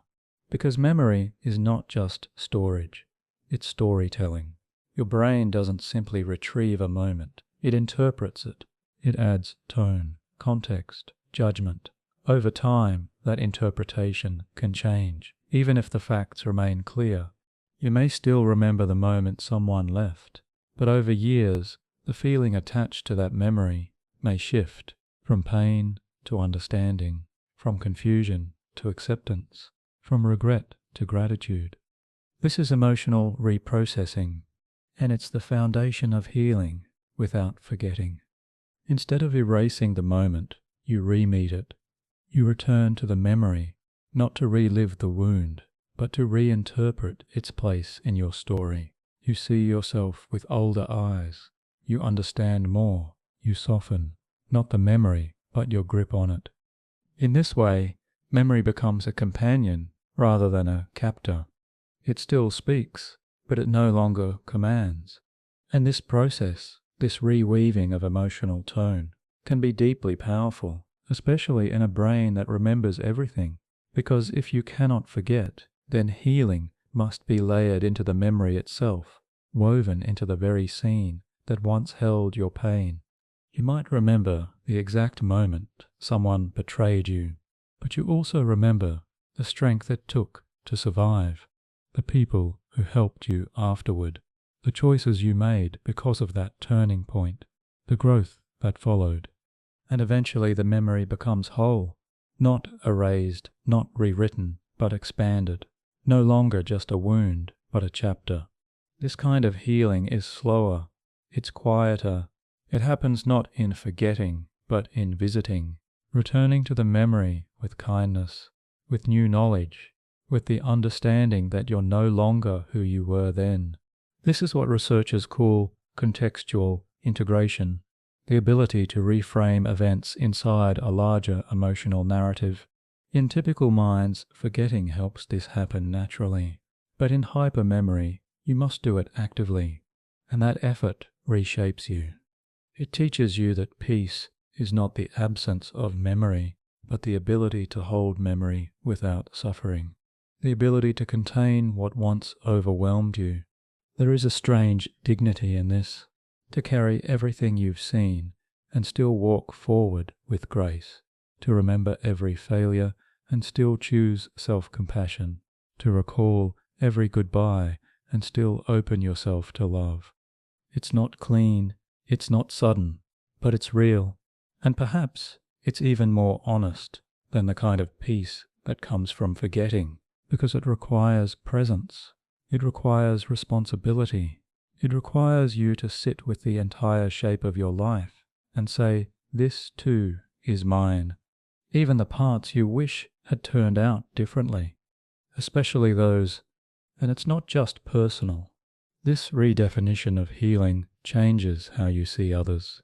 You begin to understand that most people can forget, not because they're unkind, but because they're built differently. You stop expecting others to carry the past the way you do. You begin to forgive their forgetfulness, not as carelessness, but as biology. And you stop waiting for them to remember in the way you remember. This too is healing.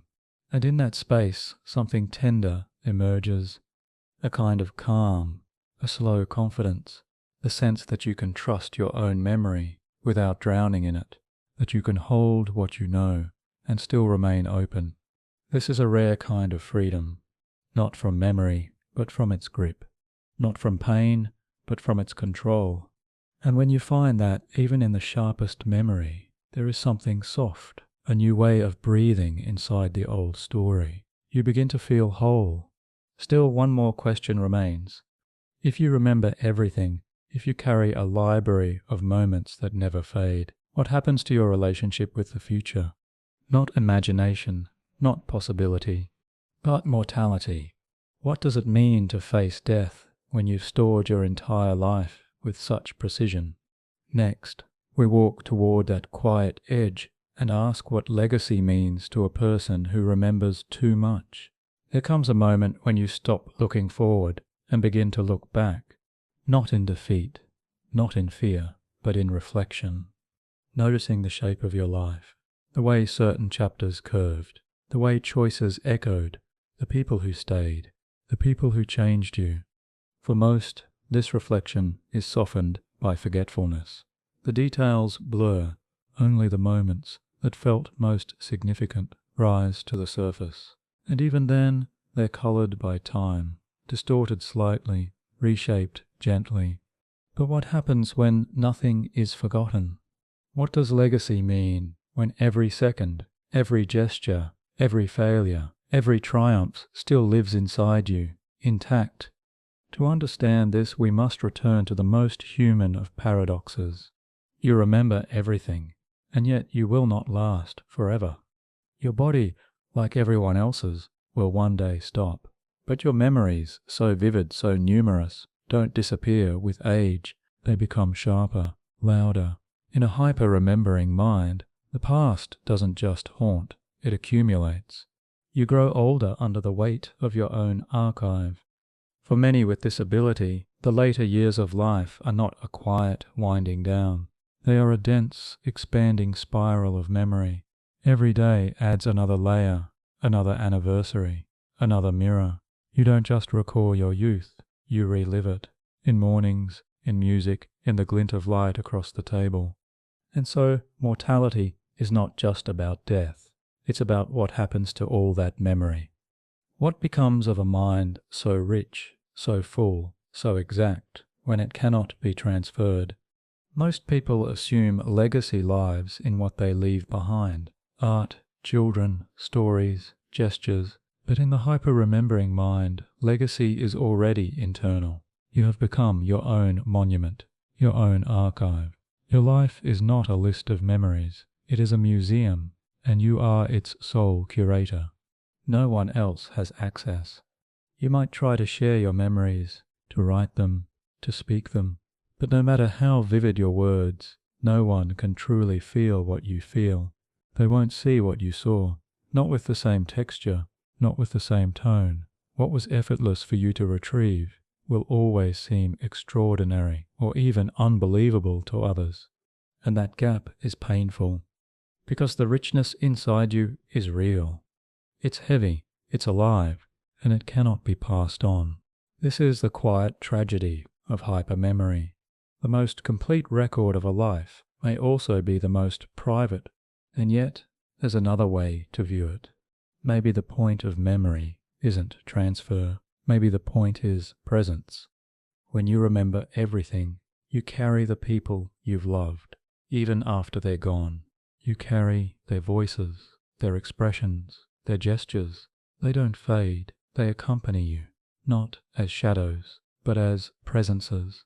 You walk with your ancestors, your mentors, your younger self. You don't need a photograph. You don't need a diary. You have them. This is a sacred kind of legacy, one that lives through you rather than after you. It changes how you view your own impact, too. You begin to understand that the moments you remember most, the quiet kindness, the unexpected encouragement, the forgiveness that came when you didn't deserve it. Those are the true markers of a life. Not achievements, not grand gestures, but moments. And perhaps that becomes your mission, to create moments that others might remember, even if you never forget. Legacy then becomes not about being remembered widely, but being remembered deeply by a few.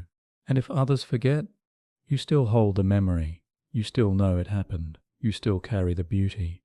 There's peace in that, because when your life is woven into memory, it doesn't need an audience to be real. You become your own witness. But the question still lingers. How do you say goodbye when the past never leaves? For most people, dying means departing from what is fading. For you, it means releasing what has stayed. Releasing not just the body, but the library, the conversations, the colours, the smells, the full map of lived time. And that's a different kind of surrender. But it doesn't have to be sorrowful, because the gift of hypermemory is not just what you recall, but how deeply you've lived.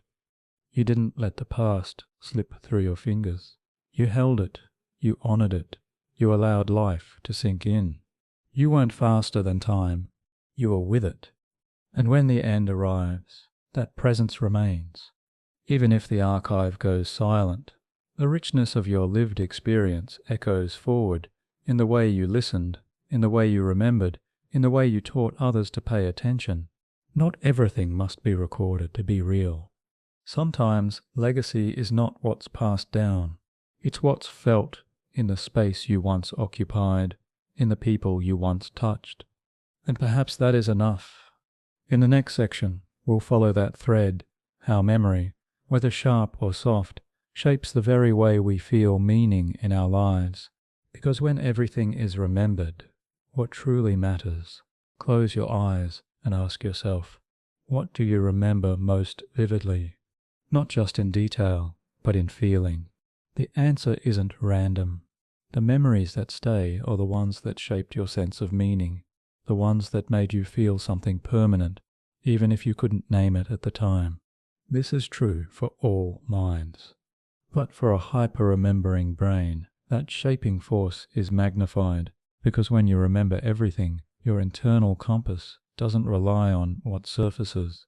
It relies on what remains emotionally charged, even when the details are countless and intact. In other words, the quantity of memory never dilutes the quality of meaning. It refines it, because when you can recall every moment, you start to notice patterns. You begin to feel the repetition of what mattered, not just once, but always. The moments of kindness, of vulnerability, of awe. They recur. You see them across decades, across different people, across different versions of yourself. And in those recurrences, something profound happens. A through line emerges. You begin to understand that meaning isn't a thing you find once. It's a pattern of experiences that leave similar imprints over and over. And you remember them all. A teacher pausing before they spoke to you with respect.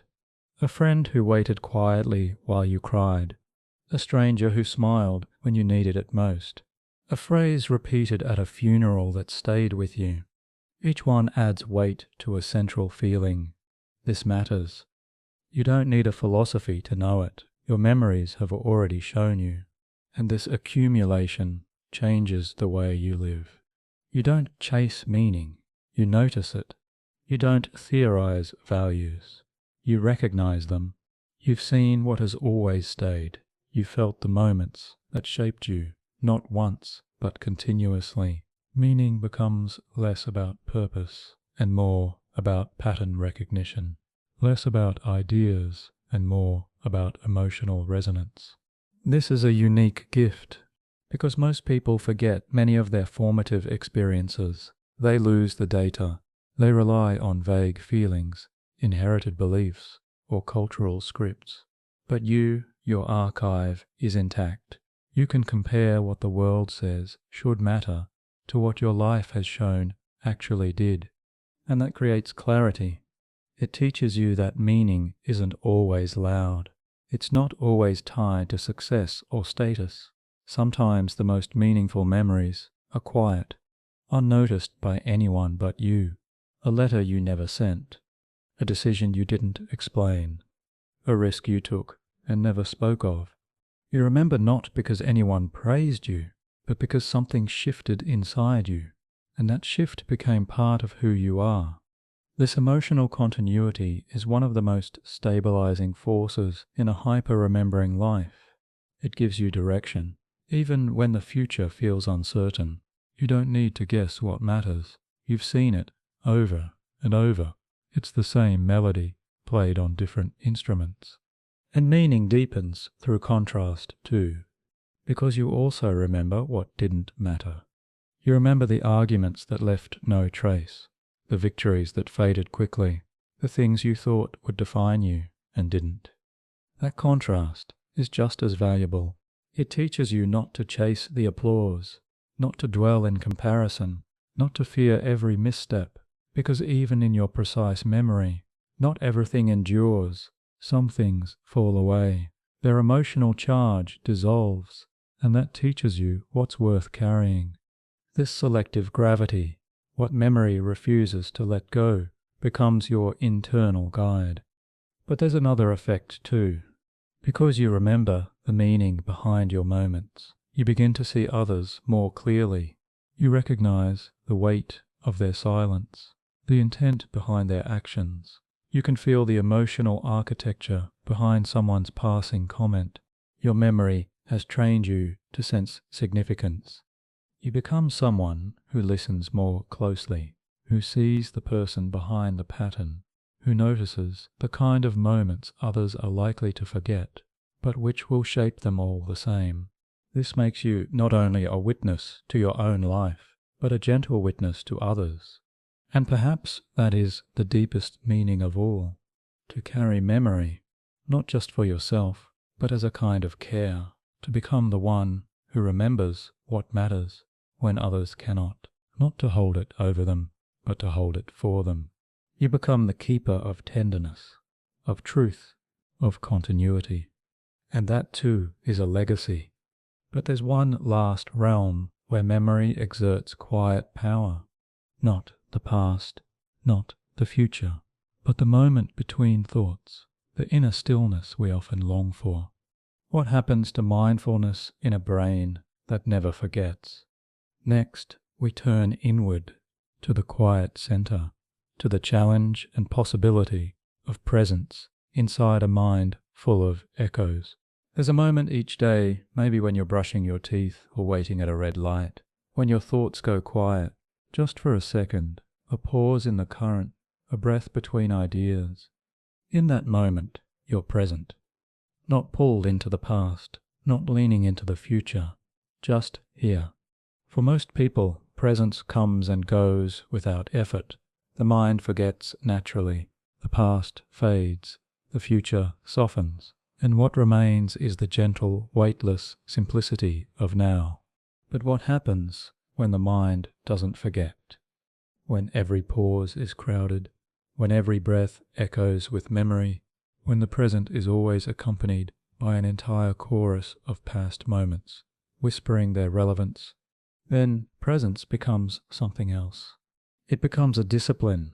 You see, in a hyper-remembering mind, the past is not distant. It's available, always, a familiar room with the door wide open, and your brain, trained to catalogue every detail, slips into that room without warning. A smell, a phrase, a texture. That's all it takes. Suddenly, you're no longer brushing your teeth. You're replaying a conversation from 5 years ago. You're not at a red light. You're reliving the decision you made on this same corner 2 summers ago. You're not alone in the room. You're surrounded by remembered glances, remembered fears, remembered plans. This isn't distraction, it's proximity, and it makes mindfulness harder, because the now is rarely empty. It's full of echoes, and to be present, you have to consciously choose the current moment over the rich archive available to you. That choice is exhausting. For many with hypermemory, the practice of presence feels like walking through a museum where every painting calls your name, every hallway wants your attention. You're trying to focus on the floor beneath your feet, but the walls are alive with stories, not imagined, remembered. And yet, some do manage it. They learn not to silence memory, but to decenter it. They train the mind, gently, to let memories arise like birds, but not to follow them. They acknowledge the echo without climbing back into the moment. They feel the tug, then return. This takes practice. Not the kind of mindfulness taught in apps or workshops, but a quieter kind. One that understands the specific shape of their mind. One that respects the presence of memory without surrendering to it. And sometimes presence comes not despite memory, but through it. You sit by a window and notice the light, the exact same light you've seen in a dozen remembered places. But instead of being pulled away, you anchor yourself through that familiarity. You let the memory deepen the now, rather than replace it. It's like standing in a cathedral of moments, and finally hearing the silence between bells. This is possible, but not easy, because the pressure of memory isn't always gentle. Sometimes it presses urgently, demands to be reviewed. Some people with hypermemory describe this as a compulsion, an inner urge to revisit the past, to mentally walk through each room, to make sure nothing is out of place. Presence then requires trust that you don't need to check every memory to be safe. Trust that the past will stay where it is. Trust that this moment is worth noticing. It also requires forgiveness, because often what pulls us from presence is pain, regret, unfinished conversations, unresolved fears. And in a mind that forgets nothing, these fragments stay fresh. To be present, you have to forgive your past self for not knowing, for not doing, for simply being human. This is slow work, but it leads to something precious, inner spaciousness, the kind that lets you hear your breath without interruption, the kind that lets you feel sunlight on your skin without comparing it to another day, the kind that lets you love someone now without the filter of who they used to be. This kind of presence isn't empty. It's anchored, not floating above memory, but standing calmly at its center. And when you find that center, you begin to experience peace, not as absence of thought, but as right relationship to memory. You're no longer owned by your archive. You walk beside it. This redefines quiet, not as silence, but as clarity, not as forgetting, but as freedom within remembering. Still, there's one more layer, because memory doesn't only shape your past, your emotions, your choices. It also shapes how others see you. And in the next section, we'll explore what it means to be perceived when your mind doesn't forget how others respond to your memory, and what that reveals about connection, vulnerability, and trust. You're in a conversation, and someone says, "Wait, how do you remember that?" It's a simple question, often asked with a laugh, but behind it, there's a quiet unease. Because when you recall a detail no one else does, the time, the tone, the tension in the room, you become something more than a participant. You become a mirror, one that reflects back parts of the past others had quietly let dissolve. And that makes people uncomfortable. At first, your memory seems impressive, maybe even charming. Friends joke that they'll call you for trivia night. Strangers lean in, intrigued. You're praised for your sharpness, your precision. But as time goes on, that admiration shifts. You start to notice the flicker in someone's eyes when you recall something they forgot, the subtle tightening in their voice when you remember their exact words, the pause after you mention a shared moment they no longer recognize.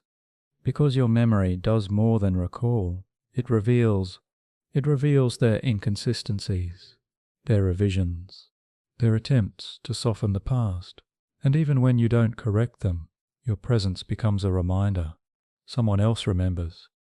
And memory, especially emotional memory, is power.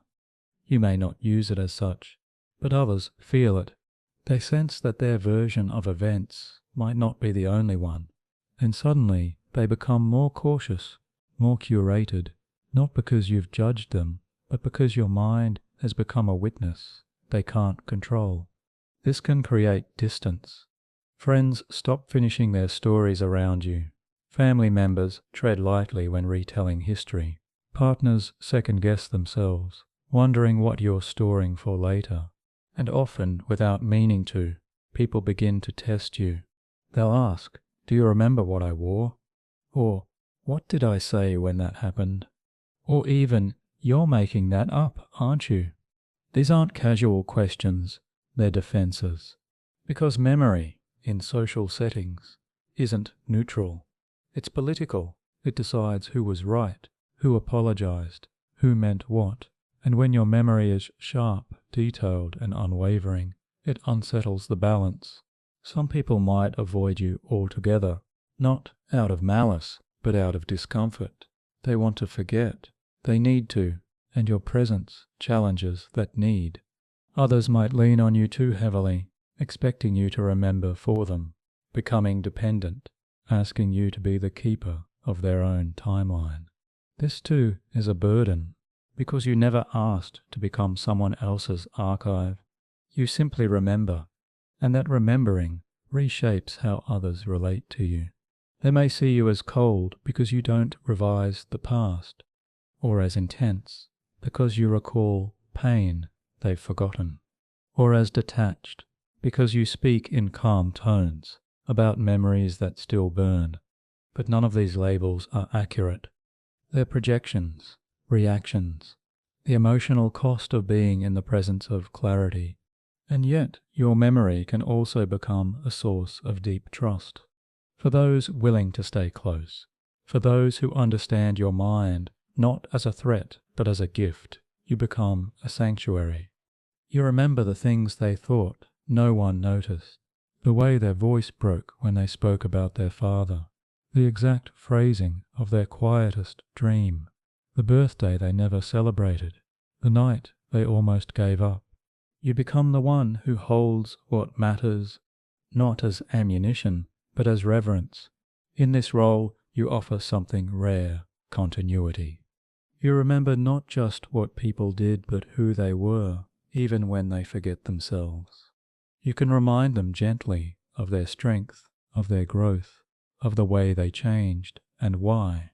And that can be healing, because in a world so quick to move on, you become a living thread, a quiet assurance that some things are kept.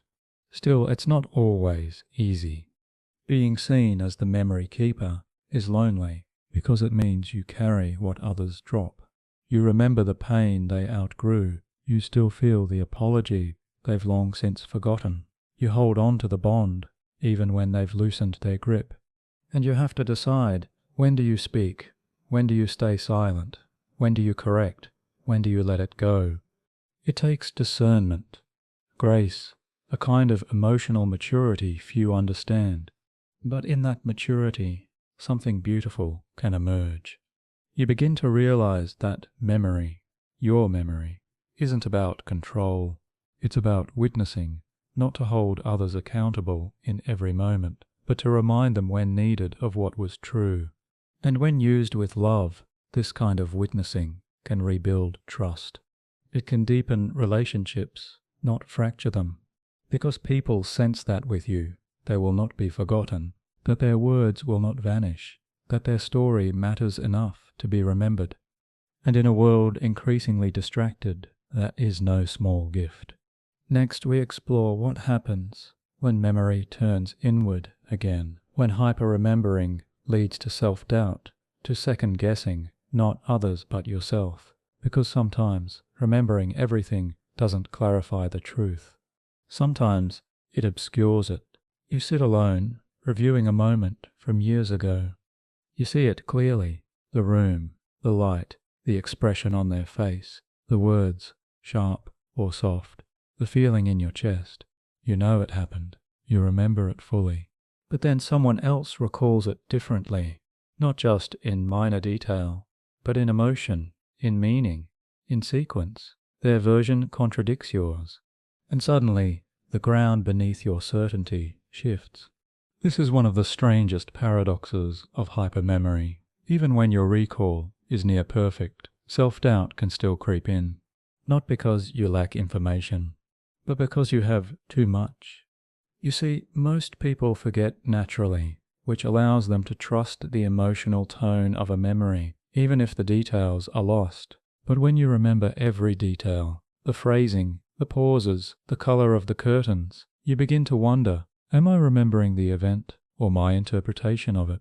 You don't just recall the facts, you recall your state of mind, your fears, your biases at that time, and that awareness makes you question your own certainty.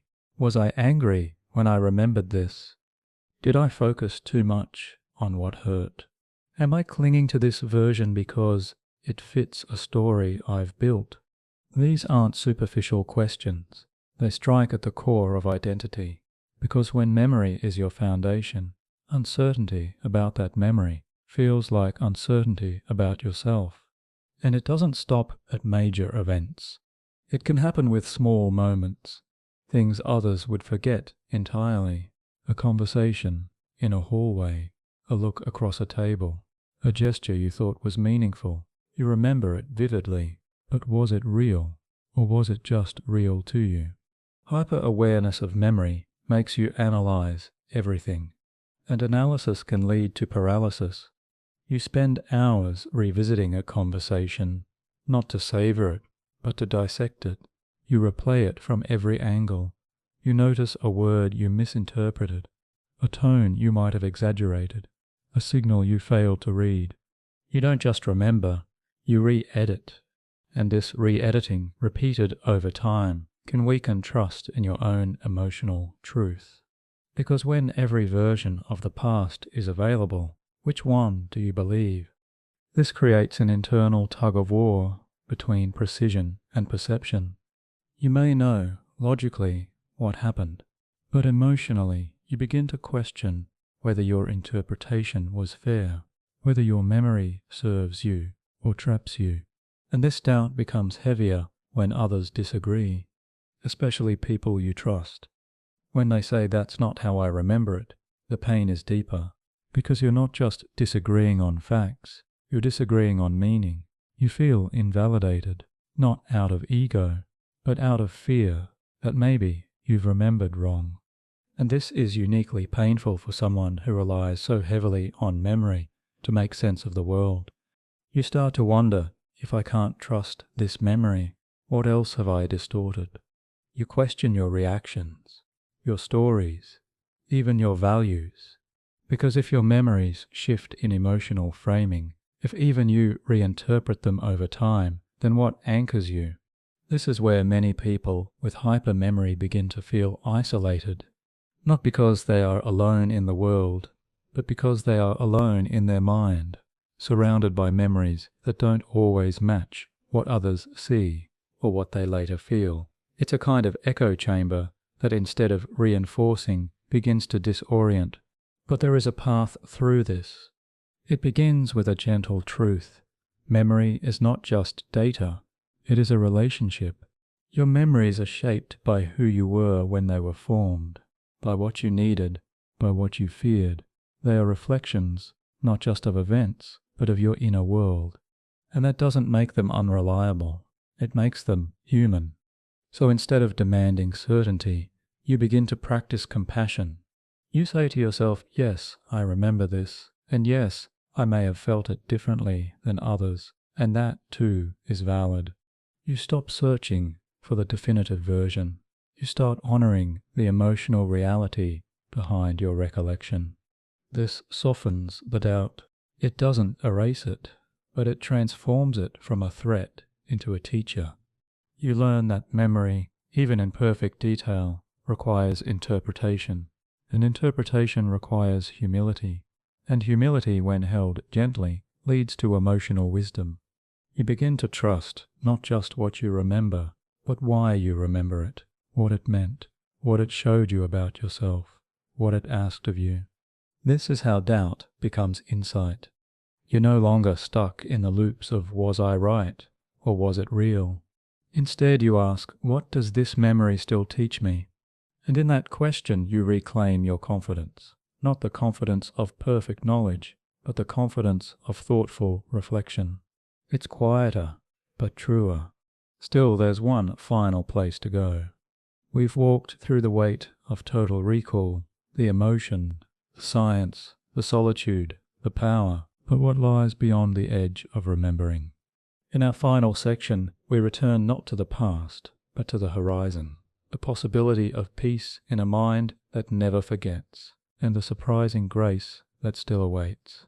There is a stillness that exists beyond remembering, not in the absence of memory, but in the space it opens when it's finally met, held, and no longer feared. You've walked through your life with every moment intact.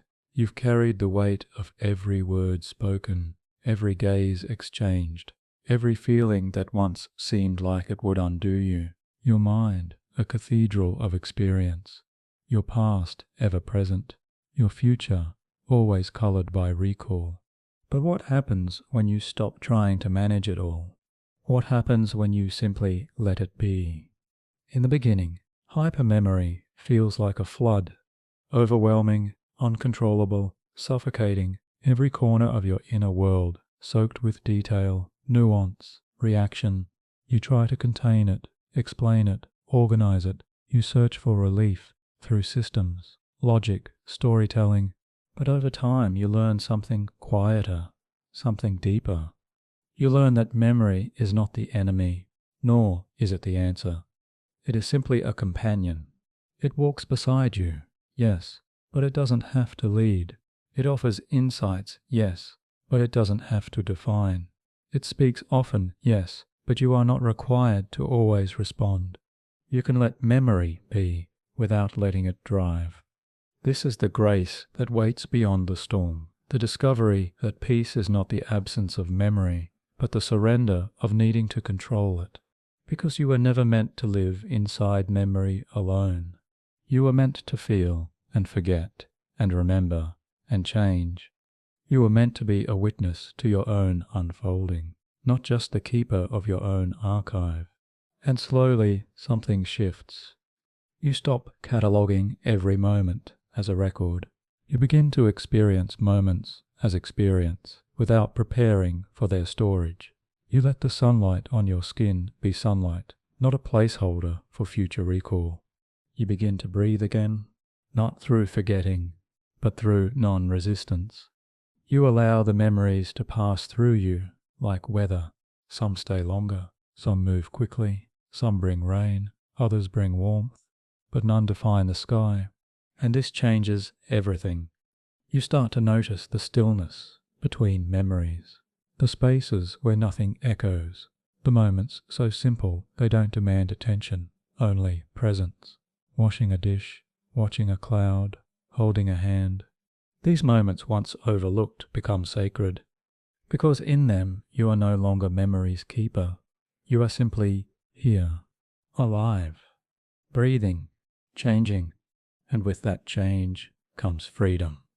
Not freedom from remembering, but freedom within remembering. The freedom to revisit without being trapped. The freedom to reflect without unraveling.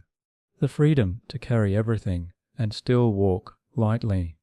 You realize that the brain's capacity to remember isn't a flaw. It's a form of love. Love for the life you've lived. Love for the details that shaped you. Love for the connections you still feel. And like love, memory need not be solved, only. So you begin to treat your mind with reverence. You listen when it speaks. You thank it when it rests. You forgive it when it spins in loops. You remind it gently, you are not all of me, you are part of me. And this at last is grace, to remember fully, to feel deeply, to live softly. Because beyond the brilliance and burden of hypermemory, beyond the stories and science and shadows, there is this quiet truth. You are not here to perfect your past. You are here to be present within it. You are here to live. And now we settle. You've walked through a mind that remembers everything. You felt its weight, its wonder, its loneliness, its beauty. You've listened to echoes that never fade, and you've learned that even within total recall, there is room for grace. So let's pause. Not to forget, but to loosen the grip. Not to let go, but to let be. Close your eyes, not in sleep, but in soft shelter. Let the scenes drift behind your eyelids, not as obligations, but as old companions on the journey. Not every moment needs to be held tightly. Some can float, some can breathe, and maybe in this quiet you begin to feel it, the space around memory, a place where nothing presses, where no detail demands to be remembered, where the only thing present is presence itself. You've carried a vast archive, now carry stillness.